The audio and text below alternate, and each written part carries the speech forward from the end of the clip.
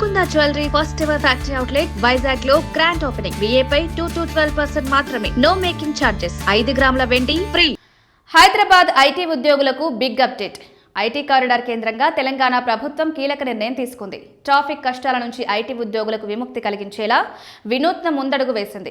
IT corridor ప్రయాణికుల కోసం పాడ్ టాక్సీలను అందుబాటులోకి తీసుకురావాలని నిర్ణయించింది. ఈ ప్రాజెక్టుకు సంబంధించి హైదరాబాద్ మెట్రో రైల్ లిమిటెడ్ అధ్యయనానికి నోటిఫికేషన్ జారీ చేసింది. రాబోయే కొద్ది నెలల్లోనే ఈ డ్రీమ్ ప్రాజెక్టు కార్యరూపం దాల్చే అవకాశం ఉంది. హైదరాబాద్లో కొత్త రవాణా వ్యవస్థ అందుబాటులోకి రానుంది. మెట్రో ప్రయాణికులకు చివరి మైలు సమస్యకు పరిష్కారంగా ప్రభుత్వం పాడ్ టాక్సీలను ప్రవేశపెట్టేందుకు సిద్ధమవుతోంది. పర్సనల్ ర్యాపిడ్ ట్రాన్సిట్ పేరుతో తీసుకురానున్న ఈ వ్యవస్థ మెట్రో స్టేషన్లను నేరుగా ప్రధాన కార్యాలయాలు, ఐటీ హబ్లు, నివాస ప్రాంతాలతో అనుసంధానించనుంది. ఐటీ కారిడార్ ప్రయాణికుల కోసం పాడ్ టాక్సీలను అందుబాటులోకి తీసుకురావాలని నిర్ణయించింది. ఇవి రోడ్డుపై కాకుండా ప్రత్యేకంగా ఏర్పాటు చేసిన ఎలివేటెడ్ ట్రాక్లపై నడుస్తాయి. ఈ ప్రాజెక్టును పబ్లిక్ ప్రైవేట్ భాగస్వామ్యం పద్ధతితో చేపట్టబోతున్నారు. దీనికోసం ఎంపికైన కన్సల్టెంట్ సంస్థ 120 రోజుల్లో సాధ్యాసాధ్యాల నివేదికను ఇవ్వాల్సి ఉంటుంది.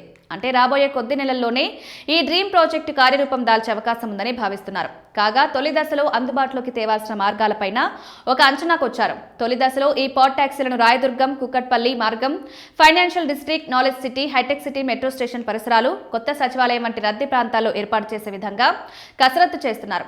ఇవి పూర్తిగా ఆటోమేటెడ్, అంటే డ్రైవర్ అవసరం లేకుండా కంప్యూటర్ నియంత్రణ ద్వారా నడుస్తాయి. బ్యాటరీ లేదా విద్యుత్తో నడవడం వల్ల శబ్ద కాలుష్యం గానీ వాయు కాలుష్యం గానీ ఉండదు. ఒక్కో పాడ్లో 6 నుంచి 8 మంది కూర్చునే వీలుంటుంది. గంటకు సుమారు 40 కిలోమీటర్ల వేగంతో ప్రయాణిస్తూ 10,000 మందిని గమ్యస్థానానికి చేర్చే సామర్థ్యం వీటికి ఉంటుంది.